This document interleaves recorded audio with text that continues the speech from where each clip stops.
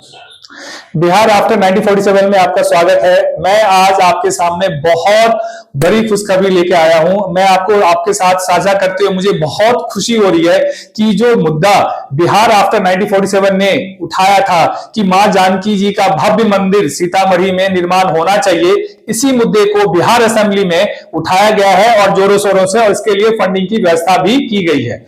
तो मैं आपको दोस्तों इस बात को शेयर करते हुए मुझे बहुत खुशी हो रही है, क्योंकि मैं आपको पहले कह रहा था मां जानकी सिर्फ मां जानकी नहीं है, ये बिहार की अस्मिता से जुड़ी हुई बातें हैं। यदि बिहार का भाग्य बदलना है तो मां जानकी का जो महत्व है उसको स्थापित करना बहुत जरूरी है।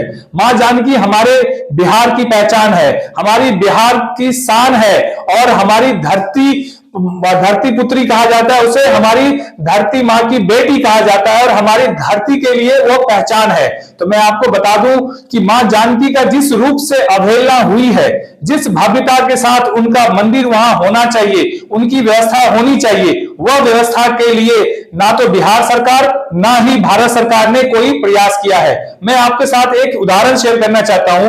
हमारे जो भगवान राम जी का जो मंदिर बना है उसके लिए हमें 500 साल supreme court, high court, lower court, कहा किस तरीके से हमें यातना झेलनी पड़ी। उसके बाद जाके हमारे सुप्रीम कोर्ट से यह निर्णय आया कि वह जमीन रामलला को दिया जा रहा है, वहां पे भव्य मंदिर का निर्माण होगा, और उस भव्य मंदिर को 2 साल के लिए टाइम बाउंड के तहत वहां भव्यता के साथ निर्माण कर दिया गया है। वहां पे इंटरनेशनल एयरपोर्ट से लेके बड़े बड़े 5 स्टार होटल्स सब खोल दिए गए हैं, और बिहार के साथ हमेशा से उपेक्षा होती ही है।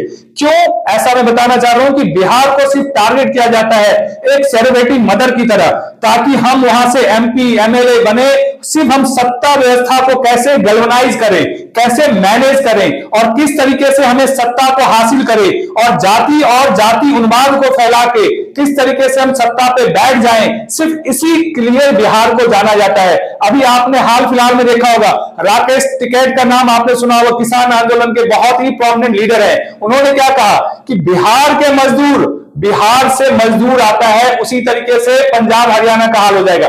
मगर आप ये सोचें कि बिहार की इमेज किस लेवल पे है, सिर्फ मजदूरी के लेवल पे है। क्योंकि मैं बता चुका हूं आपको बिहार आफ्टर 1947 में कि बिहार में हाईएस्ट माइग्रेशन है यूपी के बाद, 50% पॉपुलेशन माइग्रेटेड है। जब वहां पे बिहार में लोग रहेंगे नहीं तो बिहार में जानकी जी का मुद्दा उठाएगा कौन, भव्यता की बात करेगा कौन? क्योंकि जो बिहार के लोग हैं, राकेश टिकैत के शब्दों के हिसाब से वहां के लोग मैक्सिमम मजदूरी करने के लिए पंजाब, हरियाणा, चेन्नई और बेंगलुरु जाते हैं। बिहार की यही पहचान रह गया है। बिहार में ना नालंदा की बात होती है, ना तक्षशिला की बात होती है, ना विक्रमशिला की बात होती है, ना हमारी एजुकेशन में आगे हैं, ना हम हेल्थ में आगे हैं, ना हम एक आर्ट एंड कल्चर भव्यता में आगे हैं। सिर्फ मिथिला पेंटिंग को सिर्फ एक पेंटिंग के रूप में देखा जाए, उसको भी एक लार्जर लेवल पे नहीं रखा गया है, प्रस्तुत नहीं किया गया है। हमारे बिहार के अंदर जो भी हमारी बिहार की अस्मिता से जुड़ी हुई चीजें हैं उस पर बिल्कुल नजरअंदाज कर दिया जाता है। क्यों? बिहार में जाति का अनुवाद है, जाति का उन्माद है, जाति के नाम पे चीजें होती है, और जो वहां के रहने वाले लोग हैं वो बिहार से बाहर हैं और वो प्रेशर नहीं डालते। आप ध्यान से देखेंगे दोस्तों, बिहार का पोलिंग परसेंट ऑलवेज देखेंगे 60 या 60 से कम होती है। क्यों? कि बाकी लोग कहां है? माइग्रेटेड हैं, वो वोट डालने ही नहीं जाते हैं। सिर्फ वहां पे वही लोग वोट डालते हैं जो एक तो महिला है या एक अपने एक थ्रेशोल्ड एज क्रॉस कर चुके हैं या 45-50 साल के हैं, और उनको मुद्दे से कोई फर्क नहीं पड़ता है। सिर्फ उनको होता है कि हमारी जात का कोई लीडर बैठ जाए, हमारे समाज का कोई वहां बैठ जाए, और हमारा भला हो चाहे ना हो, सिर्फ हमारा एमपी और एमएलए बन जाए। तो इसी चीज की चर्चा और इसी चीज की गूंज बिहार में गूंजती है, जिसका हाल है बिहार देखा जाए डेवलपमेंट पैरामीटर पे अदर राज्यों के कंपैरिजन में बहुत ही ज्यादा नीचे है।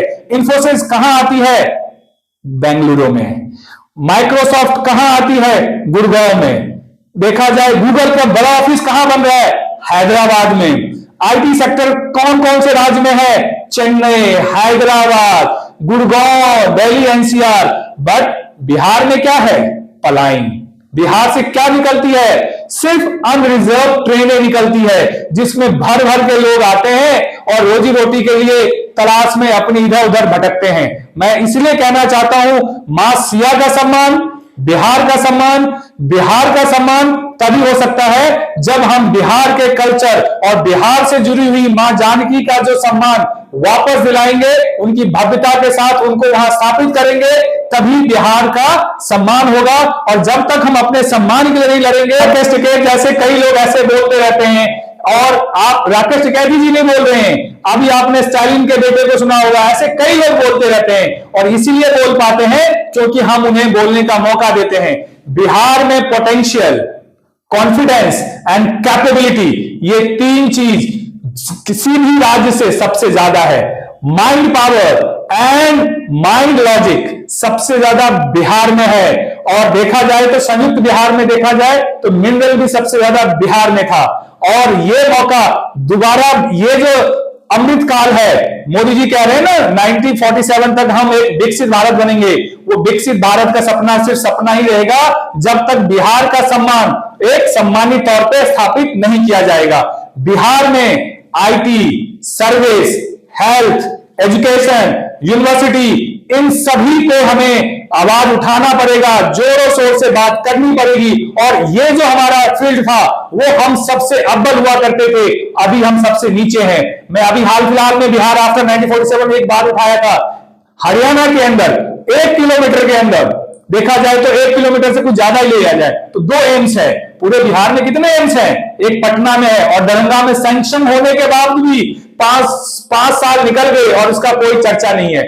याद होगा रविशंकर प्रसाद ने कहा था हम दरभंगा को आईटी हब बना देंगे। कहां गए प्रसाद जी हो, कहां गए? वे सब वोट लेने के टाइम पे जाति के उन्माद फैला के, जाति भारत रत्न का दुरुपयोग करके, और सिर्फ बिहार को छलते हैं और छलते आ रहे हैं। दोस्तों, मैं बताना चाह रहा हूं, जब तक आप मंडल कमंडल में उलझे रहेंगे तब तक आपका सम्मान नहीं हो सकता है। आप इससे उठें, बिहार को बिहारी के तरह सोचें, और बिहार के जो कल्चर है, बिहार में जो पोटेंशियल है, जो बिहार के अंदर क्वालिटी है, जो बिहार के अंदर कॉन्फिडेंस है, उन सबको लौटाना पड़ेगा।